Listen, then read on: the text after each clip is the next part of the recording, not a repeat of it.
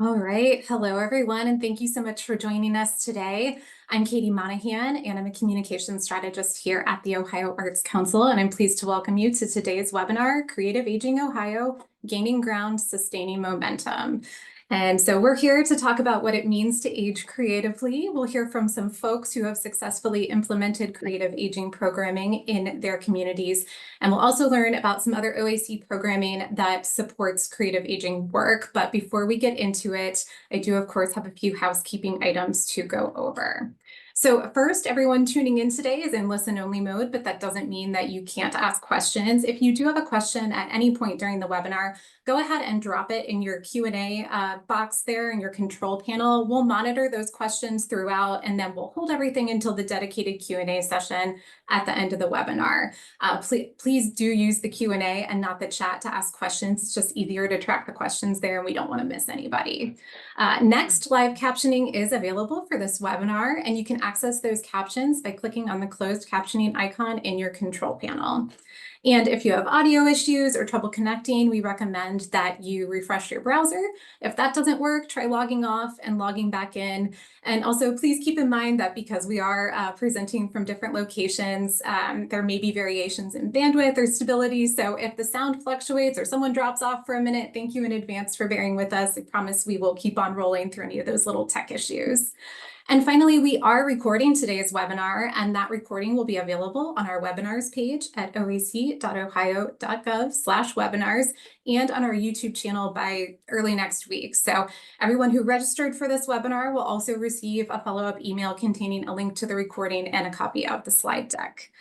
All right, that's it for housekeeping. So next, I'd like to welcome my colleagues, Chiquita Mullins and Jodi Kushins. Chiquita and Jodi serve as arts learning coordinators here at the Ohio Arts Council. And in addition to administering all of our arts education focused grant programming, they also oversee the OAC's creative aging initiatives. So that's what we're here to talk about today. So without further ado, I'm going to pass things over to Chiquita and Jodi. Thank you, Katie. In our session today, we will learn about creative aging, review how the Ohio Arts Council has supported this work in the past. Here are some examples of creative aging programming from across the state and recommend grants you can apply for from our agency to support creative aging in your community. We'll also provide a few tips for making a strong application and then have time to answer questions. Americans are living longer than ever before, and they are on average healthier and more active than previous generations of older adults. With this comes great opportunities to engage in lifelong learning and appreciation of the arts. Nearly 25 years ago, Gene Cohen, an American psychiatrist who pioneered research into geriatric mental health, published The Creative Age. The book called out ageism and debunked harmful myths, including older adults can't learn new things and loneliness is normal for older people. Dr. Cohen countered these falsehoods by illuminating the unique ways older adults can build on their lived experiences while learning new things, including making art. He went on to conduct and publish research demonstrating how arts learning programs led by professional teaching artists promoted better health and disease prevention among older adults who actively engaged in them. Whether reconnecting with a previously beloved artistic practice or trying something new, older adults who engage in creative aging programs benefit from opportunities to build skills and form social connections that can help combat loneliness. While we recognize and fund various forms of creative aging, for the purposes of this presentation, we'll be discussing programming that follows a model championed by our training partners at Lifetime Arts, national leaders in this work who define it as the practice of engaging older adults 55 and better in participatory, professionally run arts programs with a focus on social engagement and skills mastery.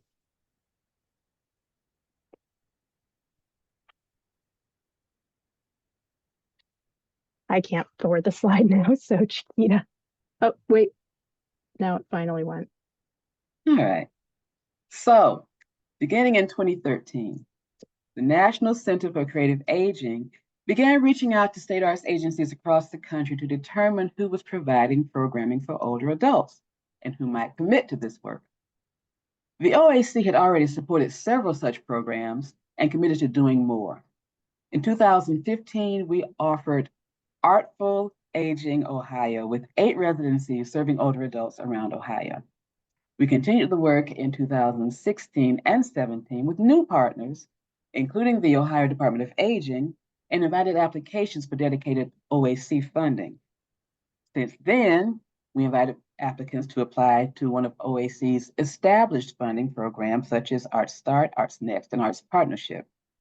Then in 2021, we received funding from the National Assembly of State Arts Agencies and the E.A. Michelson Foundation to formally train teaching artists and host sites to serve older adults. Through our funding partners and the Ohio Arts Council's investment, we secured artist training from Lifetime Arts. Together, we supported teaching artists and organizations to provide programming grounded in research on the potential of older adults to participate in creative activities and the impact of such programming on their physical and mental health. Currently, our Building Bridges to Sustained Communities project, also supported by E.A. Michelson, the National Assembly of State Arts Agencies, and the Ohio Arts Council, 25 Ohio teaching artists and representatives from 25 host sites received training from Lifetime Arts and are currently providing art-making experiences to older adults in Ohio's underserved and historically marginalized communities. And here's where you come in. The Ohio Arts Council takes seriously our mission to sustain this work. We hope that in attending or watching this webinar, you'll be inspired to plan a creative aging program in your community and apply to one of our grant programs to support your work.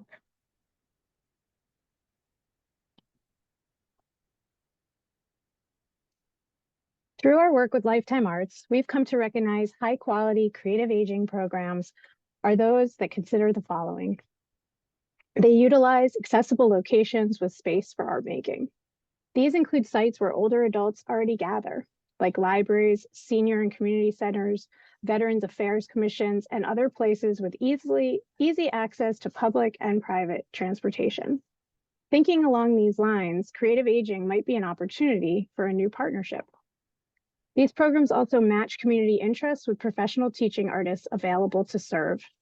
In order to do this, you need to understand what your participants want to learn and identify teaching artists available in your area or willing to travel to work with you. Feel free to contact us for a survey template and the names of teaching artists we've worked with in the past if you need help. Working with your local arts council may also help you find teaching artists in your community who are prepared to work with older adults. Effective creative aging programs are organized around a series of classes or experiences.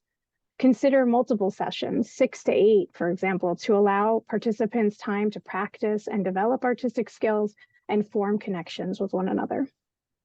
Plan for social engagement.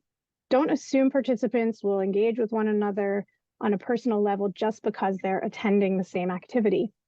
Build opportunities for participants to share stories about their lives into your programming during warm-up activities, breaks, plan discussions about the art form. And finally, include a culminating event to showcase creative work. Plan an event where the community can come and celebrate.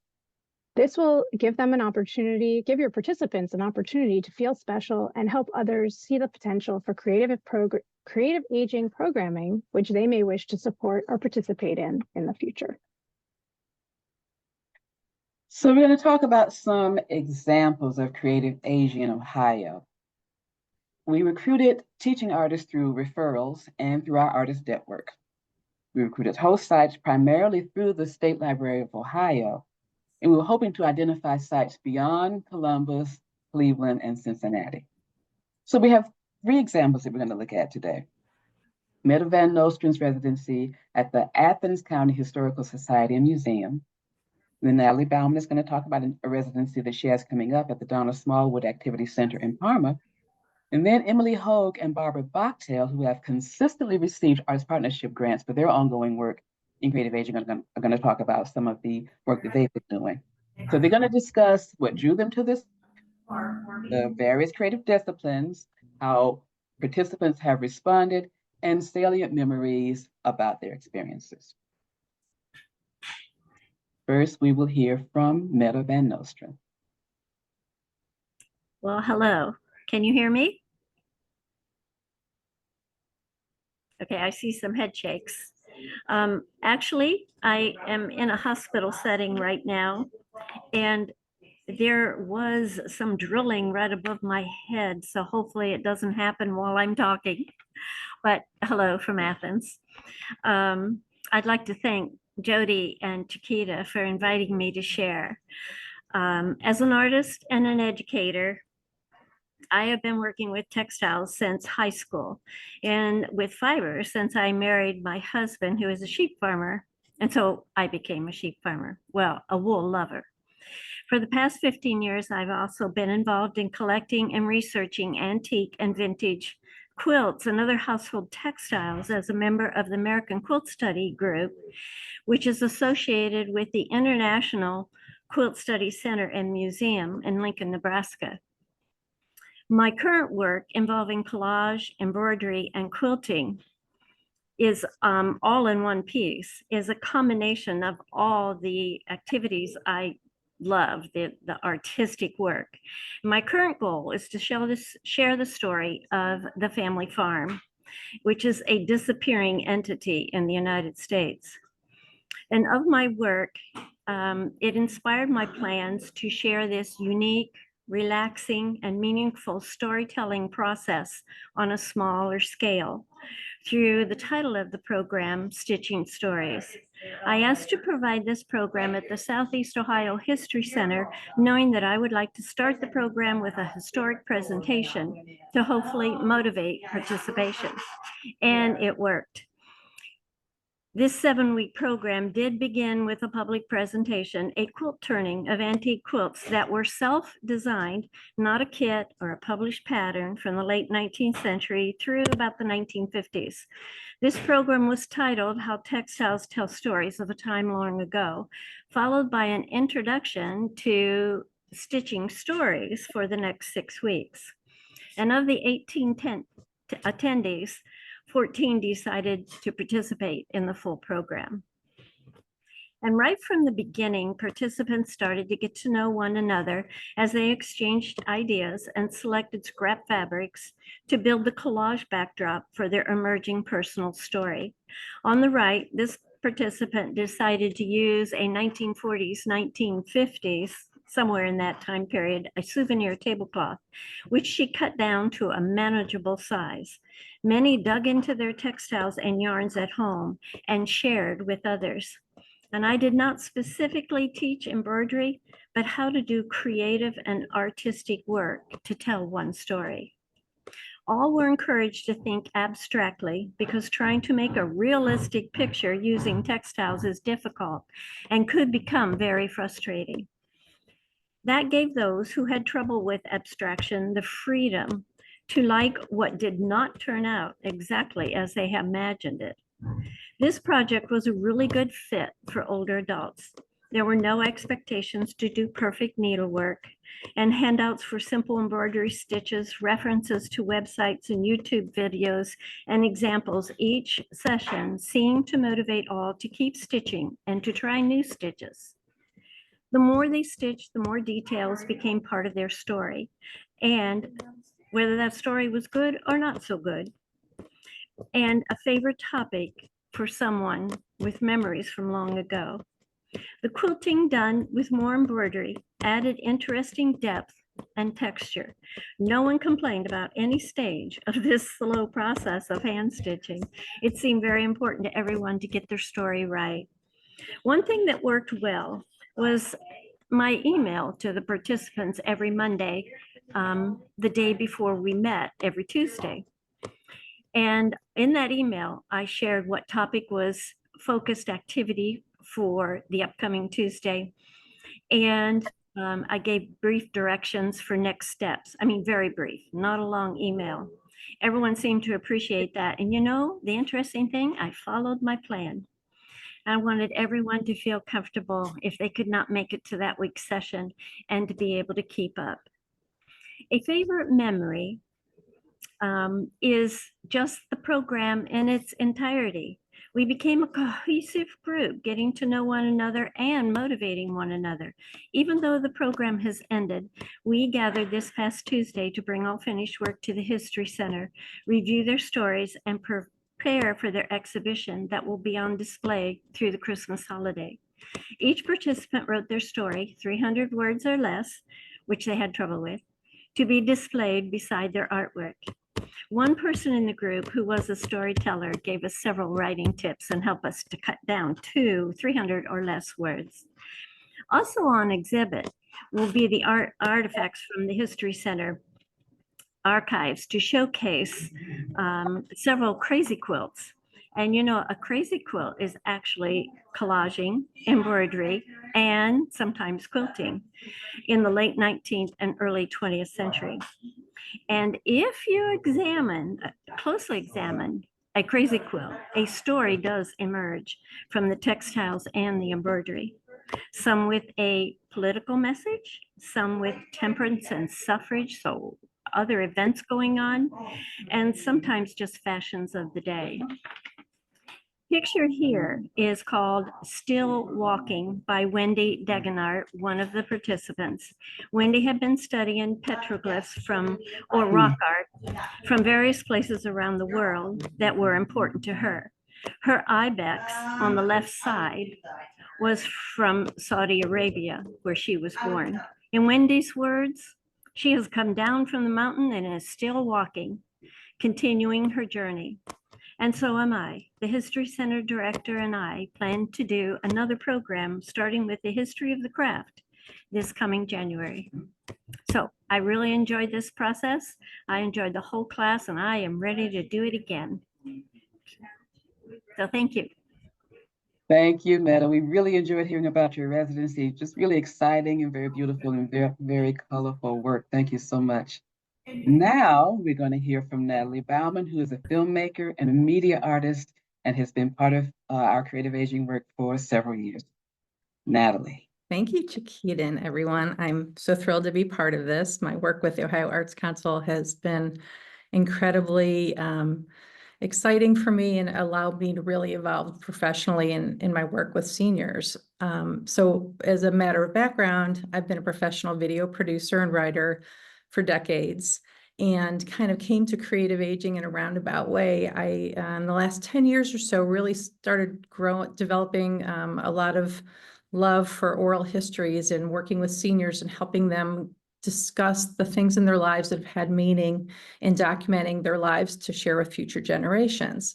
I had the wonderful opportunity to do a documentary with Holocaust survivors in the Cleveland area, which was a very meaningful project to me and really took my work to the next step. So when in 2015, I developed what you see in front of you, the Digital Mosaic is a video storytelling app that would allow people to easily and instantly share their stories with their families and along with individual stories, also do collaborative group storytelling for libraries, museums, and other nonprofit organizations. You see the one here from the Heights Library in Cleveland, where they did a story that lived on their website called In My Day. And we would have sessions where I would train facilitators to interview people in the community about their love stories, about their early memories of growing up in the neighborhood. And it's a way to carefully cultivate the culture around us and share it with other people online, which is where we all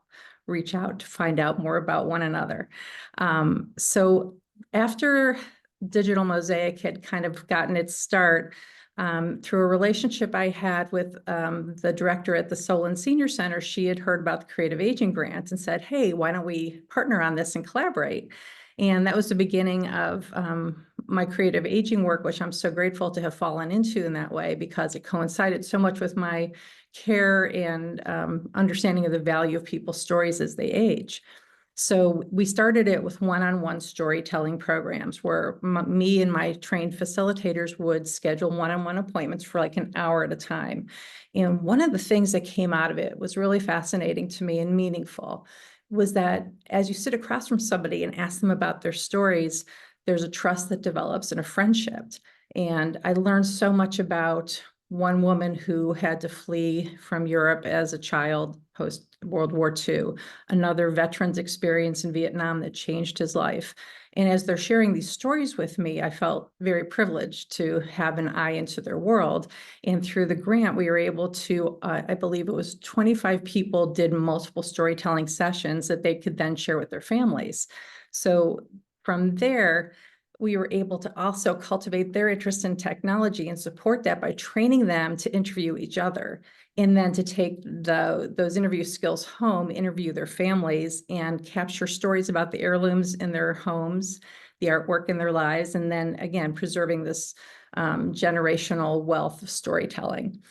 So through the Ohio Arts Council Creative Aging Grants, in subsequent years, we deepened what Solon was reaching out to get. So we started, as you see in front of you, working with the theater department, with the choirs, with guitar teachers to videotape both the rehearsal process and the performances. So the seniors who are involved in these weekly sessions, one-on-one in a large group, could then go home and practice their choir parts individually. It gave them more confidence. It gave them a larger sense of connection beyond just the one-on-one in-person sessions, which we found really interesting.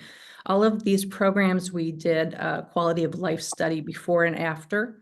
And what we found consistently was when people were involved in a storytelling session, whether it was through art or through personal stories, they felt more seen, more appreciated, more part of the community, and the quality of their life was discernibly improved from what they reported. So we saw that consistently in the 3 or 4 years that we did programming with Solon. Since then, we did a really innovative program that we called Recipes to Remember, which took storytelling and made it even more fun. So people would come in and tell the stories about the person in their family who taught them a specific recipe and what the cultural significance of the dish was. They could talk about the family member, they could talk about the food, they could talk about their heritage. So we recorded the step-by-step recipes. We included it in an online template that people could get to at any time. It was a public site. And then at the end of it, we created a cookbook that included pictures from the shoot, pictures of the dishes, and we had a final session where people would bring samples of their food in that they'd created for the recipe book, share it with the people around them, and then people just sat around and ate the food, talked about the recipes, talked about the stories. And a lot of the participants were like minor celebrities in the community. People would come up to them and saying, "Oh my goodness, I love that recipe. I tried your pasta that your grandmother did." And people just felt really appreciated. So when this last year, when I was asked to be one of the 25 creative teaching artists in Ohio to get trained by Lifetime Arts, I was really excited. And we talked with the organization that I was teamed with about doing a storytelling program that allowed seniors to also learn about technology and help create their own stories. And one of the biggest lessons that I've learned is to be very humble and flexible because nobody signed up for it. It sounded really exciting, and the head of the senior center and myself were very prepared. We had the curriculum created, and all of a sudden realized that that wasn't what the seniors there wanted. So the art of the pivot here was very important, and we took a step back and really, she talked to a lot of the seniors there about what programs they would like. And so we've adapted our program. So it hasn't started yet. It's going to be a live staged reading that brings together the pieces of the stories that people would like to share, but in a non-threatening way that doesn't involve technology in a way that would require them to use technology, but we'll use technology to support them. But it's really, the core is based on that storytelling process and sharing their lives with others and communicating that.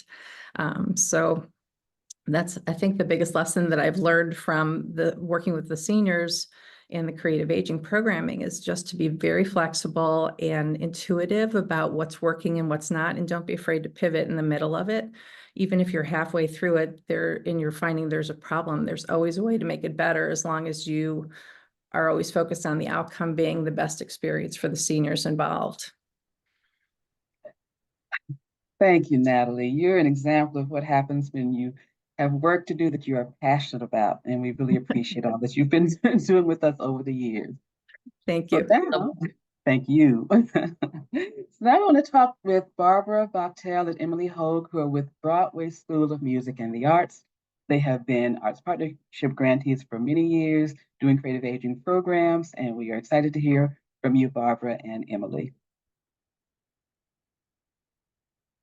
Great, thank you, Chiquita.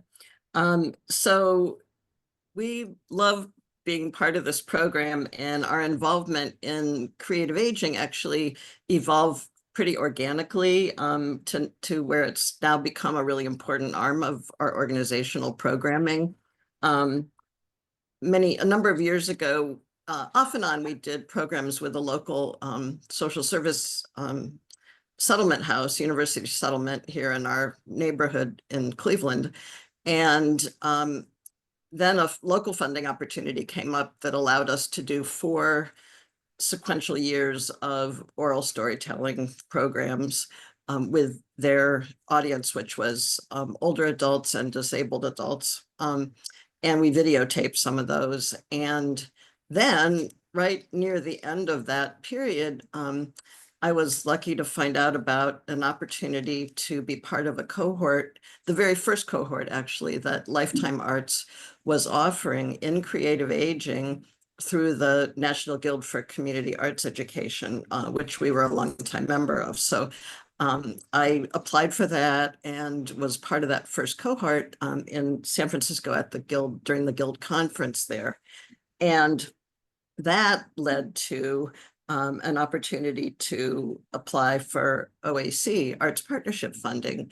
And as Chiquita mentioned, we've done it. We're now on our 6th year of providing programs with several different pretty consistent partners in the community, which you'll hear about in a moment. But the storytelling classes showed us the potential of working with this audience. And then it was through the Arts Partnership Program at the OAC that we really were able to pilot our understanding of what creative aging was through having had that training. And we try to, since then, really adhere to best practices in that area. It's really led to some amazing work. It's just really has changed my own perception of what people are capable of, especially many people who never had art classes before, and the amazing work that they've been creating. So I'm going to turn it over to our outreach coordinator, Emily Hogue, to describe in a little bit more detail the specific programs that we offer. Hi, everyone. I have the privilege of getting to set up these partnerships and build relationships through them. I've found that the best practices of creative aging has really helped us focus our classes. We're a small organization. We want to do everything, but we can't. So we have to decide on what programming will have the greatest impact. So what we've ended up doing is sizing up the opportunities based on if we can follow best practices. In a nutshell, we kind of interpret them as asking participants what they want, having incremental learning, and so having socialization and a culminating activity. Asking the participants, we find essential. So many, especially as people get older, they're told more what they're going to do. Then they don't have a lot of choice. So we want to give them a choice. So what we do is we offer a survey to our community partner, that might be a senior center, community agency, and ask them to distribute it however they see best. What I've learned is this will increase their investment in the class, but there's some problems or things to be aware of. One is they might be unfamiliar with types of art forms. So if you put fiber arts down, they might think that's like latch hook. If you put ceramics down, they might think it's like painting bisques molds. So you can do your best to have accessible words or even examples. At one site, I did like a show and tell table. And I had examples of all the work, and they let me do a little promotion before their lunch so that they could see what I meant when I was talking about those things. Also, to be aware of literacy rates. Some people may have challenges reading the questions. So like one of our groups did more of an oral conversation.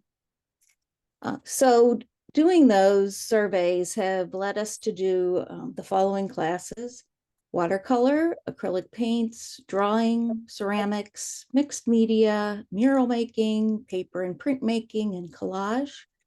For non-visual art classes, we've done world or African drumming, piano, ukulele, handbells, and choir. And in the spring, we'll do guitar. The responses to our classes, I often do evaluations and they write more.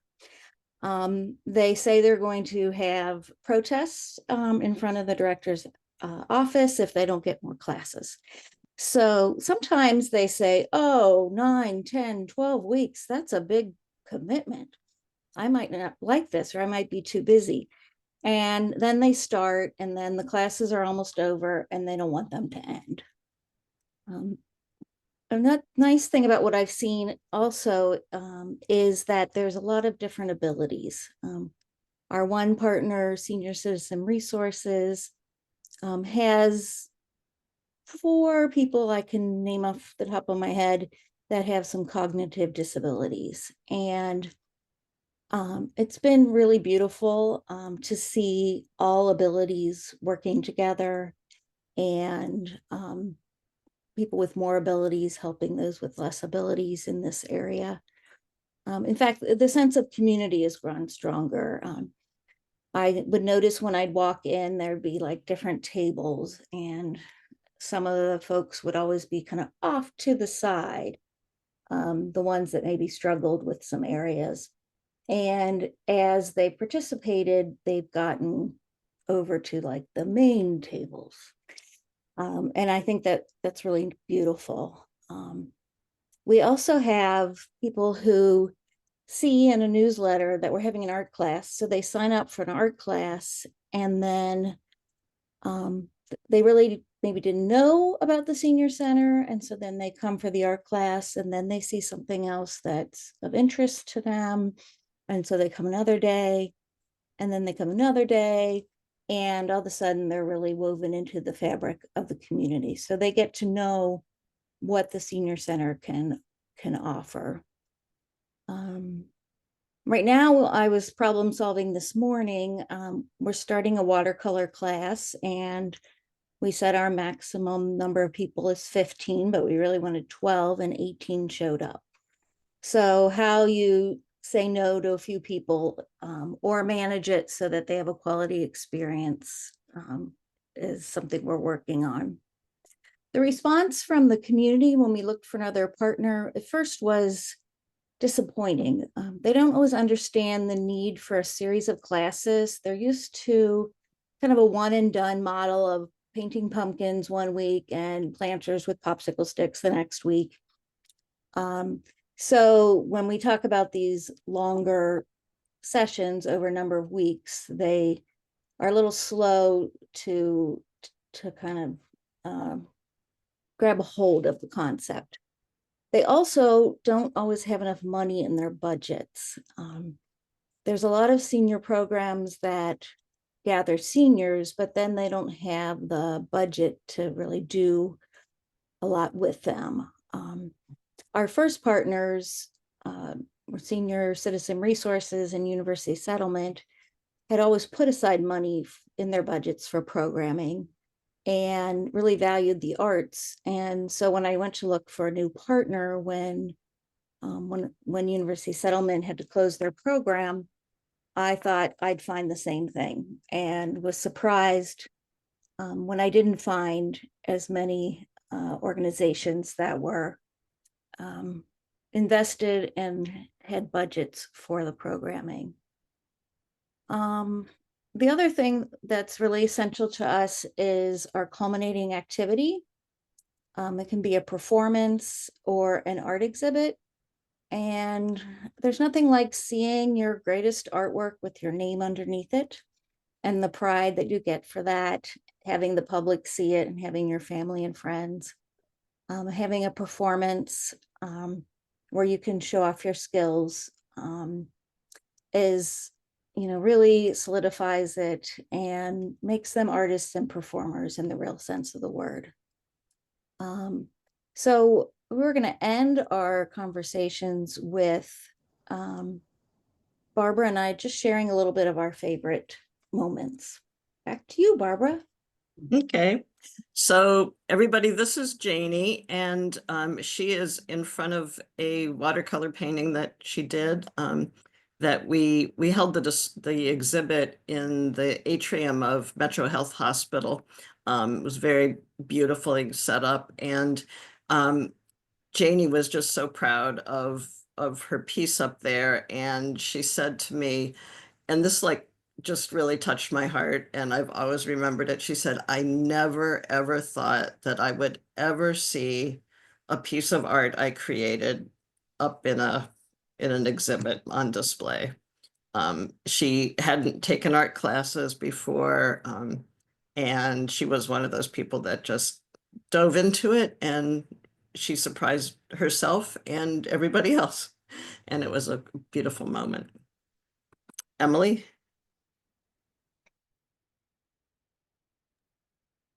This guy, he might show a little resemblance to me. This is my father.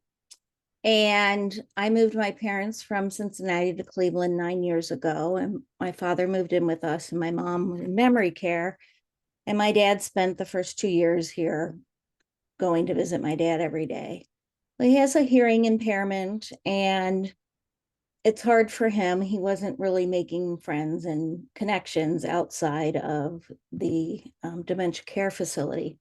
So we said, why don't you volunteer? That's his passion in life. So why don't you do Meals on Wheels? You can do it at the senior center. And he said, okay. So he went up to the senior center and started doing Meals on Wheels every week.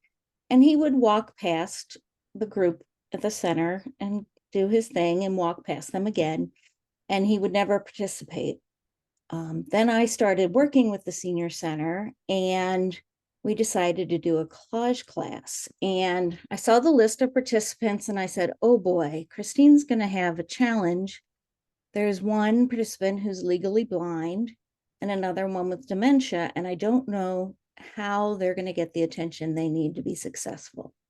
So my dad said, well, I could come and help them. So, oh, that would be great. So he came and he helped them. But then one week, neither of them were there. So the teaching artist said, well, here, you can do the art. So he did the art and started enjoying it. And this is him at our exhibit. And we had the City of Cleveland's Channel 20 do a story on it. And he became the spokesperson. And then he sat down and he said, I didn't think these people were my people, but really they are. So what more can I ask? So we love creative aging. We're in the thick of it right now and really excited. And we really appreciate Ohio Arts Council helping our efforts and honoring them and allowing us this opportunity. Well, thank you so much, Barbara and Emily. You are obviously giving people really quality experiences. We love the work that you're doing, and we're just so happy to be able to support it all these years. So thank you so much. So you've seen some demonstrations of what can be done with the funding from your Ohio Arts Council. I'm going to talk a little bit more about some of the programs that you can apply to. And those include Arts Rise, Arts Start, Arts Next, and Arts Partnership. And to discuss the first three, I'm going to turn it over to Patrick Roenbeck, who is one of our organizational programs coordinators, to talk more about the programs that he is responsible for. Hello, Patrick. Hello, Chiquita. Thank you. Hello, everyone. I'd like to spend some time sharing some information about the project support grant opportunities you may want to consider for future creative aging work. The first program I'll go over is our Arts Rise grant program. The Ohio Arts Council strives to support the arts in all communities and is dedicated to investing in historically underrepresented populations and groups. ArtsRise is designed to support organizations working to expand access to their activities to more diverse participants, address equity and inclusion in program design, present arts programming of culturally specific or ethnic organizations, and support meaningful engagement with other constituent groups, including, but of course not limited to, the BIPOC community, people with disabilities, older adults, Appalachian and rural communities, lower income communities, LGBTQ+ communities, veterans, and justice impact citizens.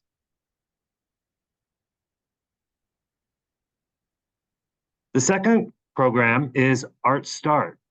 The Art Start program is a common and popular grant program for organizations to begin their history of organizational support grants. Art Start provides flexible, accessible funding to help organizations complete projects addressing a wide variety of goals and objectives. The Art Start grant program can support a single project or a suite of arts activities over the course of the grant cycle for new or emerging organizations, as well as established organizations. The final grant program I'll talk about is Arts Next. The Arts Next grant program is a competitive funding grant program for innovative and experimental projects. Awards support big ideas that push boundaries, engage participants in unexpected ways, pilot new solutions to challenging problems, improve program design with calculated risk-taking, or result in the creation of new work. Examples of some projects that may fit this program include staging a new performance in the community, create public artwork, do some experimental theater production, or develop a program never before seen in your area or region. Now let's welcome back Chiquita to go over our Arts Partnership Grant Program. Thank you, Patrick. The Arts Partnership Program supports arts education projects that address the needs of individual learners and their communities.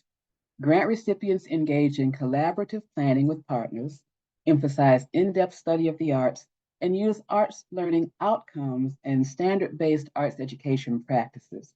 The program supports organizations seeking to both maximize community strengths and shed light on community challenges, especially those in historically under-resourced areas. By supporting these programs and projects, the OAC strengthens arts education locally, regionally, and statewide. Arts Partnership Grants are 2-year awards for project-based arts learning activities. The program supports Ohio schools and organizations that plan and conduct projects with arts learning at their core. And this is a good time to think about arts learning and arts education and arts partnership programs, because we have a deadline coming up on February 1st. So if you have an arts partnership project, please go to the website and learn more about how you can apply. And now back to Patrick for more about our online arts grant system. Thank you, Chiquita. Now that we've gone over additional grant opportunities, I would like to do a quick review on how to access applications and guidelines at the OAC. All OAC grant applications are completed and submitted through our online grant program, ARTI. Many of you already have an account, but for those of you who do not, the process is really simple. All you need to do is go to the OAC website, and Katie, you're going to drop in that link in the chat, right? Thank you. Click Already Login on the homepage and click Register in the bottom right-hand corner to set up your account. Once you're in Artie, you can access new applications. You can check your current grants, and also review past awards that your organization has received from the Ohio Arts Council.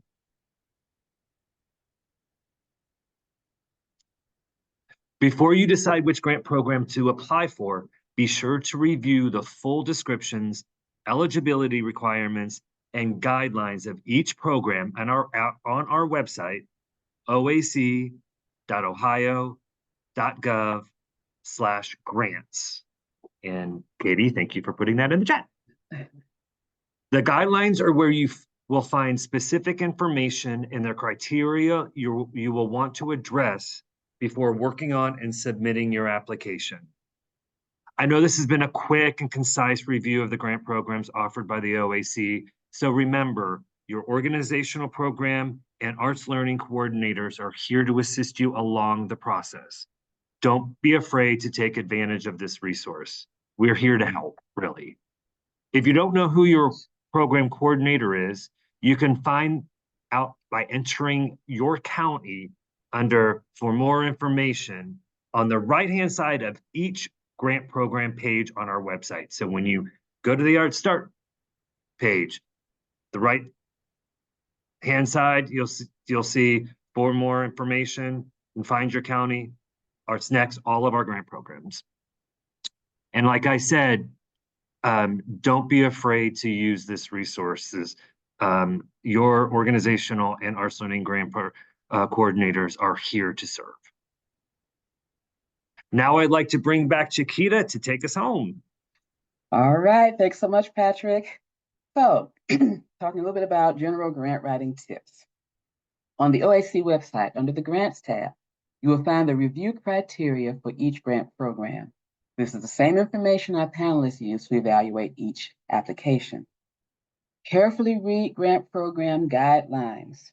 Remember, we talked about several programs: Arts Start, Arts Next, Arts Rise, Arts Partnership. Each program has its own individual guidelines and a brief, succinct format. So work with the small committee to consider program design and budget development. And then you want to create a clear, detailed narrative with concrete descriptions of project activities. Project support materials could include artist bio, community descriptions, partners, information like that. And then, as Patrick just said, reach out to OAC staff with any questions. We are happy to walk you through your application and walk you through your draft. And then you can submit a draft application at least 2 weeks in advance of the application deadline. And I can't emphasize enough, proofread, proofread, proofread, have several people proofread to catch any and all errors that might appear in your application. So those things are very important, and we're happy to help you through any of them. So now we're going to go back to Katie and finish up. Great. Thank you so much, Chiquita, Jodi, Barbara, Emily, Natalie, Patrick, and Meta. What a great panel of folks to lead us through this today. So yeah, we have a few minutes left here. Let's go ahead and we'll open the floor to questions. Again, if you have questions, go ahead and drop them in the Q&A and we'll do our best to get through all of them. If we don't get to your question, we are tracking these so we can follow up with you offline. Barbara, I see you've been helpfully answering some in the background. Thank you so much. I think we'll start with some of our panelists who have implemented the creative aging programs. Meta, somebody asked, can you talk a little bit about how long each of your classes were? I can. My classes were from 10 to 12 in the morning, 2 hours, and it seemed to work really well. Everybody stayed the full 2 hours and we're ready to go right at noon. And of course it was lunch, and we did have refreshments. And it was actually with the introductory presentation, which was also an introduction to the entire program, the class, so to speak, was 7 weeks. With one interruption. We had a break in between, because I couldn't be there, but they were fine with it because of the slow stitching. They had a lot of work to do at home, so. Fantastic, thanks, Meta. A couple of you have also talked about partnerships. We've had a few questions about partnerships, who to approach for partners. I don't know, Jodi and Chiquita, do you want to jump in here first, and then we can open it up to the panelists?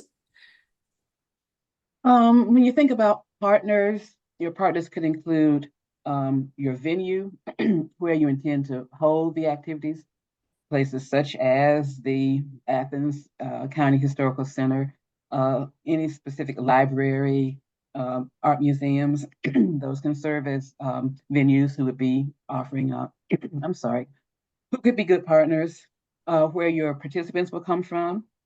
They might come from schools. You might have an intergenerational program where that you invite people from schools, colleges, universities, younger students. There might be someone who provides for supplies. You might get supplies from certain organizations, maybe yarn or materials to do sculpture, any of those kind of things. So it's basically using your imagination to think, what is the project that I want to do? Who can help me do this? And where will the people and the participants come from? Chiquita, Jodi, do you have anything to add there? Or would any of our panelists like to jump in and talk about their experiences with partners? I know you all kind of touched on them a little bit. I've had a combination of where I reached out to organizations that I was interested in working with, and even where I let them know about some of the grant programs that are out there. And then we went after the grants as a collaborative partnership where I helped them write the grants as well. Sometimes working with a teaching artist or an artist period that has experience in knowing how to create programming that would be accepted and would have a strategic, chance to get funding is really a smart way to start, especially for one of your first grants, especially for like the Arts Next project. If you have an idea, there's so many teaching artists that have done this type of work that could help guide you through it. So you're not all alone and starting from scratch, which is really helpful, I think. And then sometimes organizations who've seen work I've done have approached me and asked me to collaborate with them as well. Or they might have funding already allocated and have heard about a program I did and said, hey, could you do this with this funding we've received? So it kind of goes both ways, really. And I'd like to add, Natalie, I really appreciate you bringing up the fact of finding funding partners. And I don't mean fiscal partners, but funding partners, other organizations that can provide funding. As much as the OAC appreciates being able to do this work and offer grants to prospective creative aging projects, there is the need to find other people that do have funds, other agencies, other foundations that do have money that they can provide. And for Arts Partnership, for example, there is a one-to-one cash match. So you do want to be able to find other people who are out there who support this work that can also provide funding support for it. Thanks, Chiquita. Speaking of cash matches, we've had a question about that. Patrick, do you mind popping in here and talking about cash matches for some of the other programs? Yeah, so like Chiquita said, for our traditional grant programs, so like Arts Rise or Arts Start, Arts Next, Arts Partnership, there's a one-to-one match. Arts Rise, I would recommend talking with your regional coordinator about that because that grant program is a little unique. But when it comes to the one-to-one match, I think the easiest way to explain it is if you're requesting $4,500 from the OAC, that means that your project needs to be at least $9,000. So you're requesting $4,500 and you're finding the other $4,500 from some other source, and that can be earned revenue, that can be contributed revenue, that can be revenue from your general fund, but there is that one-to-one match. Thanks, Patrick. While we have you, one more question. Somebody was asking, does your organization have to apply to Arts Start if you are a first-time applicant? You do not. It's just one of our most versatile grant programs. So it is a good on-ramp for organizations because they can request support for flexible for support for a wide variety of projects and programs. But we have organizations that their first grant that they apply for is an arts partnership, or their first grant they apply for is an Arts Next or Arts Rise. It's just that the Arts Start grant program seems to be the grant program that organizations feel the most comfortable applying for first. Thanks, Patrick. Mm-hmm. All right, we are coming up on our time here. So I just want to end, somebody asked a question about talking with folks inside the OAC as they prepare their applications. I saw Jodi and Natalie have commented in the Q&A, but Chiquita and Jodi, do you want to come on and talk a little bit about how people can reach out to you and what that process looks like? Absolutely, you can reach out to me. You can find my email address on the OSC website. You can find my phone number. You can definitely give me a call. We can talk through any ideas that you have in the early phase of your application planning. We are willing to read drafts of your proposal and your application, give you feedback. We'd like to have the information at least, application at least 2 weeks in advance of the application deadline. But yeah, and since for arts partnerships, since the deadline is February 1st, now is a good time to start thinking about what you might be interested in doing. So yeah, give us a call, send us an email, and we're happy to talk about it. Jodi, anything to add there? I can't remember if there's another slide that has our contact information on it, but I didn't want to. Nope, there is not. No worries, because we will send out a copy of the slide deck. Your contact information was up front. I'll also include it in the email, in the body of the email, so folks can reach out to you very easily. I think with that, we've come up on our time. I just wanted to thank our panelists who came, one, for the work that you're doing. It's obviously so important in making such a difference in your communities. Those stories were just so inspiring. And, we also appreciate you being vulnerable and sharing some of your learning experiences as well. I think that's really helpful for folks to hear about, and to really take into consideration as they launch into bringing this program into their own communities. Thank you, of course, to my colleagues, Jodi, Chiquita, and Patrick for taking the time to prepare this presentation. Like I said, we'll send around a copy of the recording and the slide deck by early next week, so you can look for that in your inboxes. And with that, we are done for the day. So thanks so much, everyone, and we'll see you next time. Thanks.